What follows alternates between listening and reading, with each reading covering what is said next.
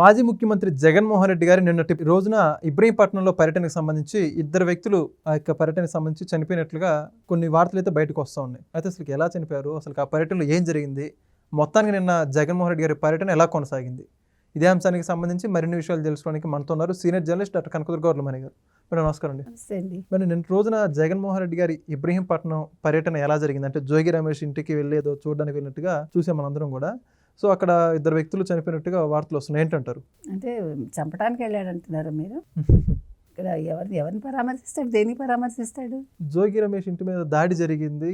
So అంటే మరి అంతకుముందు దాడి జరిగినప్పుడు ఏమంటారు, ఆయన జరిపినప్పుడు చంద్రబాబు నాయుడు ఇంటి మీద అప్పుడు మరి మంత్రి పదవి ఇచ్చాడా? అప్పుడు ఏదో పదవి ఇచ్చాడు కదా. మరి నిన్న దాడి జరిపించుకున్నందుకు ఏమిస్తాడు ఆయన? అసలు నాకు ఎందుకు వెళ్ళాడో అర్థం కాలేదండి. ఆయన సారీ, ఆయన శుక్రవారాలు ఎక్కడ కదలడు కదా, మరి ఎందుకు కదిలాడు, దేనికి కదిలాడు మీరే చెప్పాలి నాకు. ఎందుకంటే ఇద్దరిని చంపేశాడు. ఈసారి ఎవరు చచ్చిపోతారో అనుకుంటే నిజంగానే చంపేశాడు. వాళ్ళు స్టంట్లు చేయటం ఏంటి, దాన్ని ఆపకపోవటం ఏంటి, పోలీసులు చెప్తే వినకపోవటం ఏంటి, బుద్ధుందా అనకూడదు. పైగాట పోస్ట్ మార్టానికి వాళ్ళని తీసుకెళ్తే వైసీపీ శ్రేణులు దాని మీద మళ్ళీ గొడవట, ఆందోళన. ఏమన్నా అర్థం ఉందా? అంటే వాళ్ళు చంపేసుకుని, వైసీపీ వాళ్ళు చంపేసుకుని వాళ్ళు మూత పెట్టేస్తారా కేసుల్ని? సింగయ్య చచ్చిపోయారు కదా, అప్పుడు ఈడ్చి పడేశారు కదా, పడేసి మళ్ళీ వాళ్ళ భార్యకి 10 లక్షలు ఇచ్చి మాఫీ చేయడానికి చూసుకున్నారు కదా, అదే రెంటపాలకు వెళ్ళేటప్పుడెప్పుడు. అంటే ఇక్కడ కూడా ఇప్పుడు మీరు ఒక్కటి గుర్తుపెట్టుకోండి, దీన్ని బట్టి జగన్మోహన్ రెడ్డి అనే వ్యక్తి ఏమైనా జాతికి చెందినవాడా ఏమో డౌట్ వస్తుంది, నాకు తెలీదు. ఎందుకంటే ఎప్పుడు వెళ్ళినా ఒకళ్ళు ఇద్దరు బలైపోతున్నారంటే, బలి మామూలుగా ఎవరు కోరతారు? రాక్షసులే కదా. దేవుడికి బలి కూడా మనుషుల్ని ఇవ్వం కదా, అన్లెస్ రాక్షసులే వేస్తారు. మనం సినిమాల్లో చూసినా, కథల్లో చదివినా మాంత్రికులు అలాంటి వాళ్ళే కదా బలులు ఇస్తారు మనుషుల్ని. మామూలు మనుషులు ఎవరు ఇవ్వరు. ఏదో కోడో గొర్రో లేకపోతే మేకో ఏవో ఇస్తారు. దీన్ని బట్టి మనకు అర్థమవుతుంది ఏంటంటే ఈయన ఏదైనా క్షుద్ర పూజలు చేయించుకుంటున్నాడా, అది కూడా ఆలోచించాలి. ఇదివరకు ఆ స్వరూపానందేంద్ర స్వామి చేత రాజశ్యామల యాగం చేయించుకున్నారు. మరి ఇప్పుడు ఏమైనా చేయించుకుంటున్నాడా క్షుద్ర పూజలు ఏమన్నా? ఎప్పుడు జగన్మోహన్ రెడ్డి వచ్చినా ఇంక మీదట బయటకి మరి ఏ రకంగా పోలీసులు చర్యలు తీసుకోవాలి? ఇది నిజంగా చాలా పెద్ద విషయం అండి. ఎందుకు వైసీపీ కార్యకర్తలు అర్థం చేసుకోవటంలా? ఎందుకు కుటుంబాలు నాశనం అయిపోతుంటే వాళ్ళు ఎందుకు బయటకు వచ్చి దాని మీద ఆందోళన చేయట్లేదు? వాళ్ళని ఎవరు ఆపుతున్నారు? వాళ్ళు ఎవరైనా బెదిరిస్తున్నారా? అది కూడా చూడాలి. అసలు ఇప్పుడు అక్కడ ఇద్దరు చచ్చిపోయారండి, వెళ్ళి మళ్ళీ ఏమీ జరగనట్టు కూల్గా పరామర్శించి ఒక ప్రెస్ మీట్ పెట్టి మొన్నటి స్క్రిప్టే నిన్న కూడా చదివి, అది ఎలా సాధ్యం అండి? అసలు బాధ లేదేంటి? ఎక్కడైనా కండోలెన్స్ చెప్పాడా ఎవరికైనా? దాని మీద ఎవరు మాట్లాడేంటి వైసీపీ వాళ్ళు? ఇప్పుడు నేను అనేది, ఒక మనిషి చచ్చిపోతే మానవత్వం ఉండాలి కదా, రోజాకైనా ఉండాలి, జోగి రమేష్కైనా ఉండాలి. మరి వాళ్ళు మాట్లాడతారు కదా. ఈ పాయింట్ ఎందుకు ఎవడు మాట్లాడు? ప్రెస్ మీట్ పెట్టి జంతువుల కొవ్వు లేదు అని చెప్పారు, ఇందులో గొడ్డు మాంసం లేదు, ఇదా మాట్లాడతావు? అసలు ఎవడైనా ప్రసాదంలో ఇవి కలపలేదని 10 సార్లు చెప్తాడండి? ఎందుకు ప్రజలు తిరగబట్టలేదు జగన్మోహన్ రెడ్డి మీద?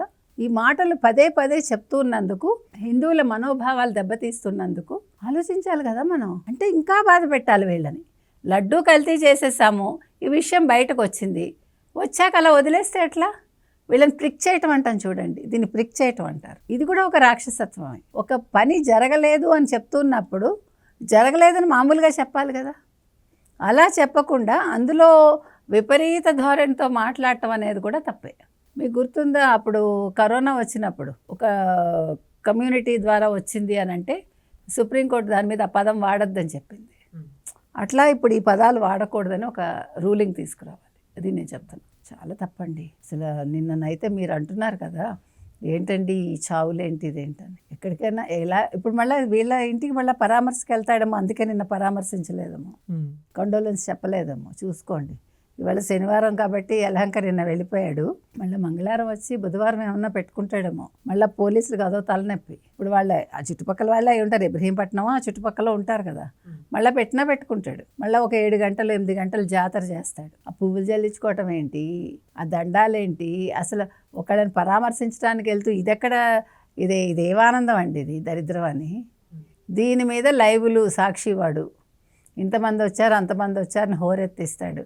ఇదేమైనా మంచి పనా? ఏమైనా ఇనాగ్రేషన్కి వెళ్తున్నాడా? ఏమైనా ప్రాజెక్ట్ ఇనాగ్రేషనా, లేదా మెడికల్ కాలేజ్ ఇనాగ్రేషనా? కాదు కదా. అసలు జోగి రమేష్ ఇంటి మీద దాడి జరగటం ఏంటి, అసలు ఫస్ట్ నువ్వేం చేయాలి, నీ వాళ్ళని కంట్రోల్ చేయాలి.